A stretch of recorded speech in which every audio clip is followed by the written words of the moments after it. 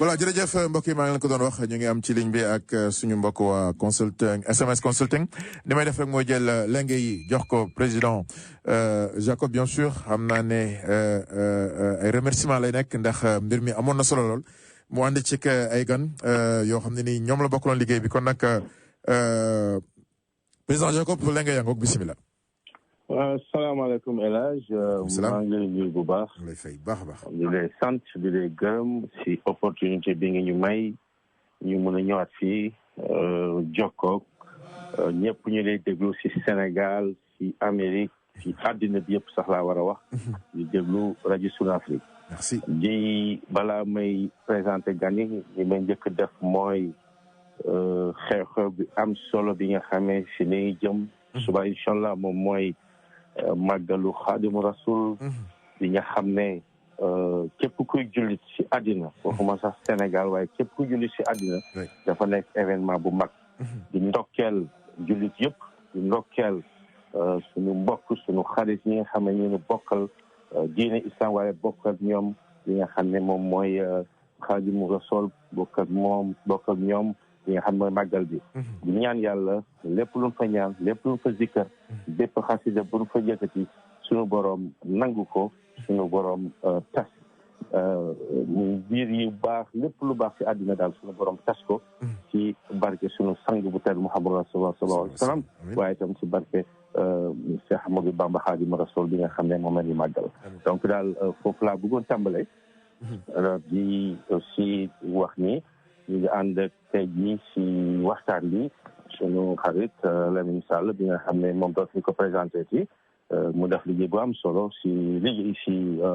sunu salon économique bi waaye tamit yi nga xam ne tamit daanaka moo coordonné mbir mi yëpp Sénégal mooy général manager wu SMS Consulting yi Sénégal Moussa Dione ñu ngi si ligne bi waaye am tam gan bu mag bu nga xam ne soxna Fatou Kiné Diom bi nga xam ne moom it ñëwoon na nekkoon ci exposant yi donc El Hadj loolu mooy sama introduction. voilà muy lu am solo kon xam naa ni ñuy def rek mooy bàyyi soxna Fatou Kiné mu nuyoo buñ ci bu paree rek comme ni ñu wax rek jigéen ñi ñu jox leen li nga xam ne nii ladies first bu paree ñëw ak sëñ Moussa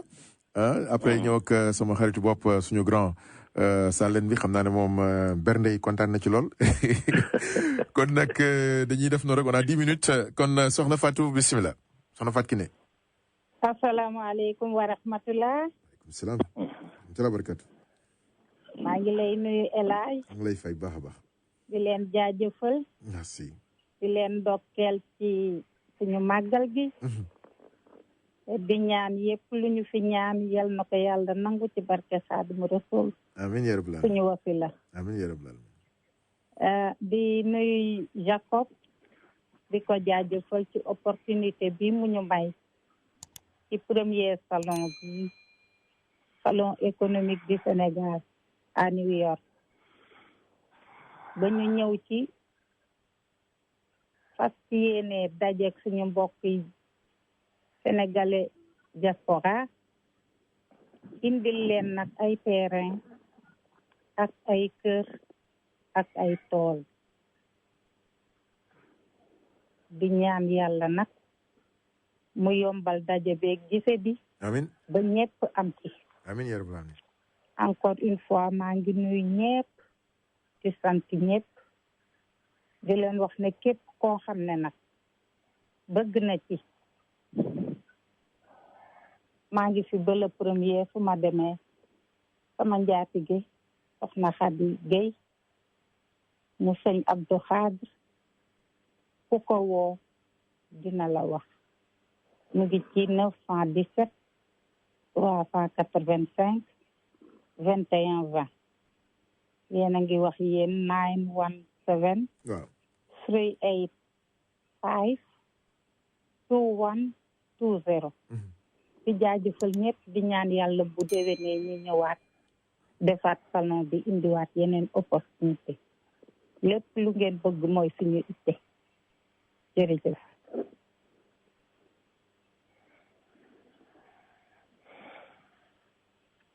voilà muy lu am solo kon nag soxna Fatou foog naa ne Fatou Kiné wax ji am na solo sa leer na ni may bàyyi mooy bàyyi la sëñ Moussa mu ñëw ak moom it nuyoo. maa ngi lay nuyu bu baax El Hadj di nuyu nga baal ma tout d'abord ma nuyu sunu président directeur général Jacob di ko beral nuyu di jaajëfal soxna Fatou Kiné mi nga xam ne ànd na ak ñun def déplacement bi jóge Sénégal ba yegg fii New York ñu ngi koy nuyu mais yow tamit El Hadj di la nuyu bu baax a baax ci dalal bi ñu dalal di nuyu tamit doyen Lamine Sall di nuyu équipe SMS Consulting bi yëpp. mais El Hadj ba ma ko mayee rek nga may ma tout d'abord ma ñaan yàlla suñu borom ci bés bi nga xam ne mooy ci lañ jëm suba muy màggalu Touba di ndokkeel jullit yëpp di ñaanal jullit yëpp di ñaanal xalif général des Mourides Cheikh Mouhamadoul Mountakha yàlla bàyyi ko fi wër dañ ànd koog moom ànd koog njaboot gi yëpp ay ñu mu nekk màggal bu mujj ci suñu màggal yi ñu def ko ay déwén ay at yu bari barke Cheikhul Khadim donc boo ma mayee tamit ma nuyu remercier bu baax El Hadj le président de la République du Sénégal di ko ndokkeel ci leadership am di ko ndokkeel ci vision bu yaatoo ak gis-gisam parce que pratiquement dañuy wax la coopération nord-sud waaye di ko ndokkeel surtout ci ñàkk a tànqamlu ay communauté am ñàkk tànqamlu ñi nga xamante ne ay doomam yi nga xam ne ay ressortissants la nekk yeneen état nekk yeneen continent su ma ko waxee nag xel day dem ci ñi nga xam ne ñu ngi fii nii aux États-Unis d'Amérique ndax bi mooy premier salon économique bu SMS Consulting nga xam ne tey président tànqamlu ko benn yoon ñu ngi koy jaajëfal di ko ndokkeel waaye nag di ko jaarale ci par ses démembrements ci tout ce qui tourne autour de la représentation diplomatique di ko jaare surtout en premier lieu le ministre Seydou Gueye mi nga xam ne moom moo ko fa teewaloon waaye jaarale ko ci son excellence monsieur Cheikh Niang nga xam ne mooy ambassadeur du Sénégal aux Nations Unies waaye tamit mu wàcc ba ci le chef du bureau économique Makan Kane waaye di ndokkeel mention spéciale au consul général bu nekk New York di El Hadj Nangan Ndaw foofu nag dinañ fa taxaw tuuti nga baal ñu El Hadj parce que ñun Sénégal lañ nekkoon ci liggéey bu am solo boo xamante ne avec les petites et moyennes entreprises yi nga xam ne dañ doon préparer du début à la fin pour préparer seen bokk ak seen ñëw depuis le Sénégal ba ñu yegsee aux États-Unis mais ñu gis ne le consul général dafa bokk à tous les niveaux sans précédent surtout ci travaux yi nga xam ne dañ ko doon def même les réunions Zoom meeting doon dagg ay yitteem di ci ànd ak ñun cela veut dire que les préoccupations premières de la communauté daf ko ñor daf ko soxal loolu nañ day tax ba ñu ngi ko ci sant bu baax a baax di ko gërëm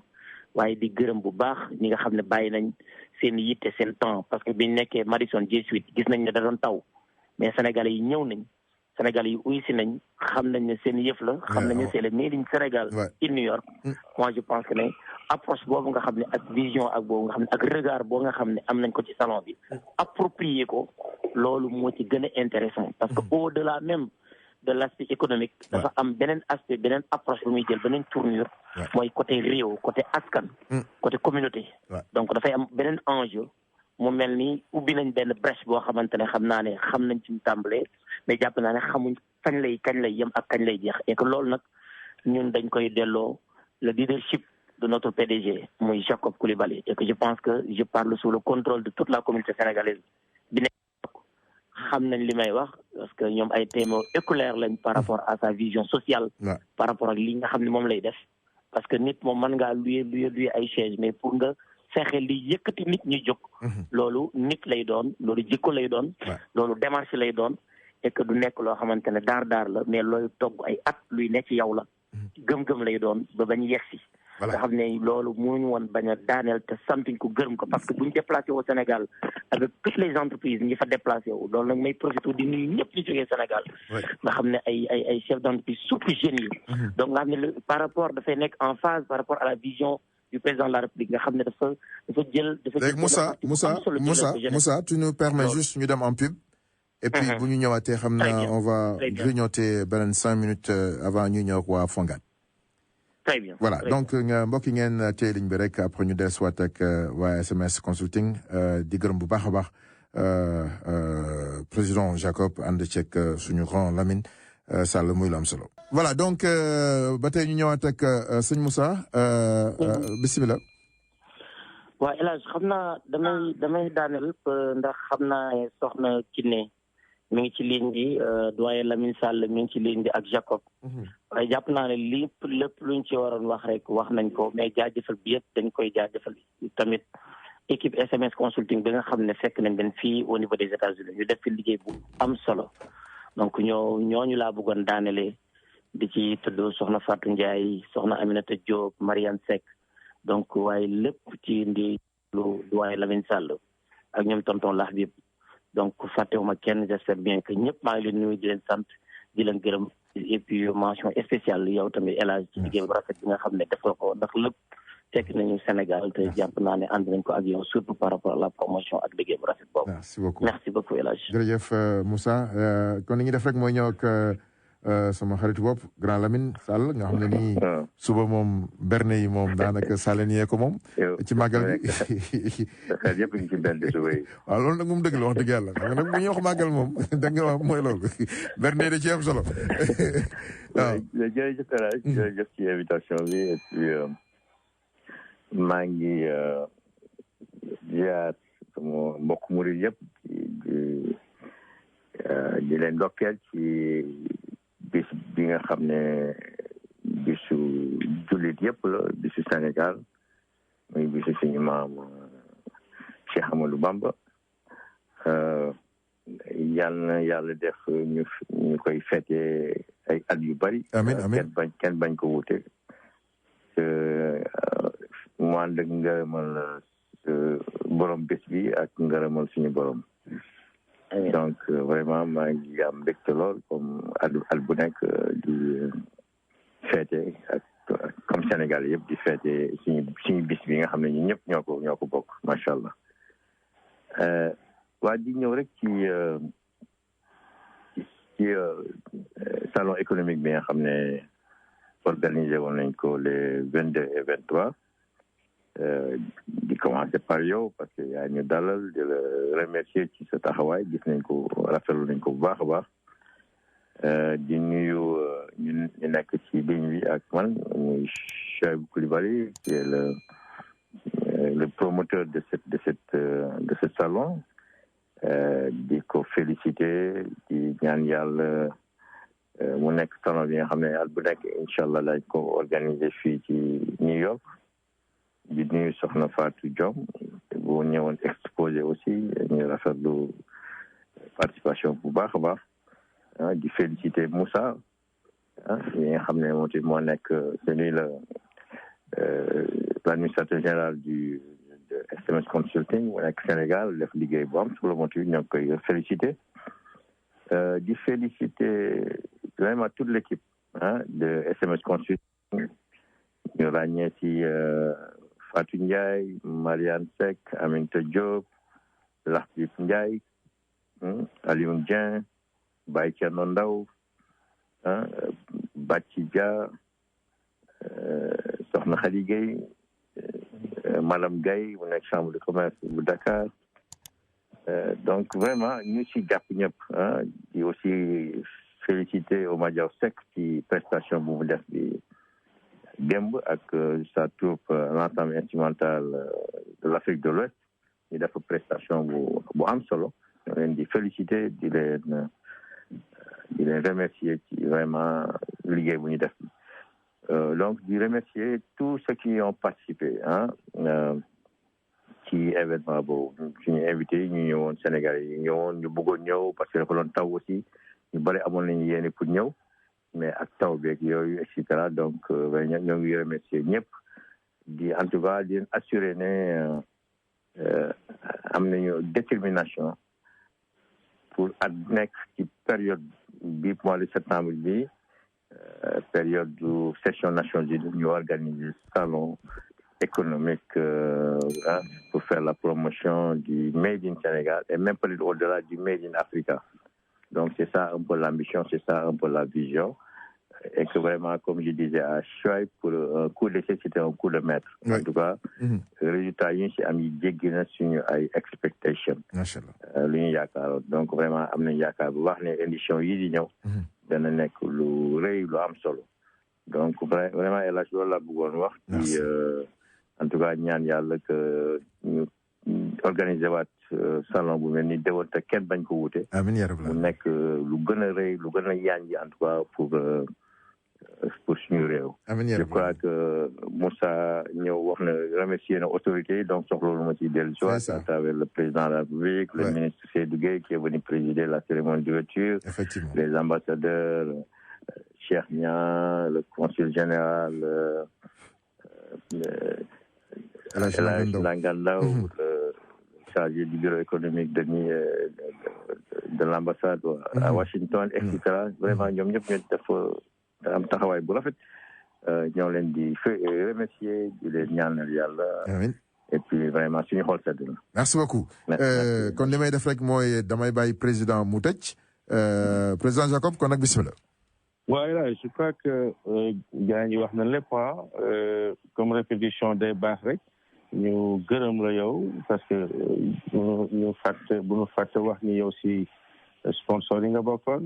sa rôle amoon na si solo trop ñu ngi gërëm bu baax waaye di gërëm toute la communauté sénégalaise ñi ñëw ak ñi nga xam ne amoon nañu yéen ñëw waaye tamit di gërëm foofu la woon tàmbale aussi le président de la République ak ñi mu yebal parce que accepté na pare ne ko yebal son porte-parole le ministre Seydou Gueye yebal l'ambassadeur Cheikh Niang son excellence ñëw présider la soirée de gala, le dîner de gala. Notre consul général aussi est à remercier, comme ni ko Moussa waxee depuis début travaux yi ba fi ñu toll mi ngi si woon ak duñu fàtte tamit Makan Kan di jógee Washington chef du bureau économique mais vraiment bul fàtte tamit xam naa ne fàtte woon sax waa Fongad yi ñu ngi fa woon sa xarit Aboubacar d'ailleurs ñoom ñooy ñëw léegi ni après way voilà son story bien sûr Fongad mi ngi fi woon ñoom ñooy ñëw après bien évidemment il y a Air Sénégal il y a beaucoup d'autres sponsors xam naa nañ jël benn émission dellu si ñoom mais évidemment on voulait remercier tous les Sénégalais ñëpp ñu ñëw ak aussi l'équipe de New York wax nañ ko les braves dames Marianne Seck Fatou Ndiaye Aminata Diop mais aussi Lamine Sall moomu Baye Diallo Ndaw Madame Gueye de la Chambre de commerce ak ñëpp ñu nga xam ne daal jàppale si ñi nga xam ne ñu ngi fii si Amérique vraiment ñu leen di sant di leen gërëm alors merci encore une fois Elhadj pour l'opportunité ñu ngi sant ñëpp di gërëm ñëpp. jërëjëf kon ñoo ñëw waa SMS Consulting di leen gërëm bu baax a baax comme ni ko président Jacob waxee rek danañ ñëwaat beneen yoon gën ko yaatal kon ñu ngi leen di gërëm grand Lamine Sall sëñ Moussa moom tamit Diène soxna Fatimata muy lu am solo kon ni ngeen def rek mooy ngeen tax lu ñu dem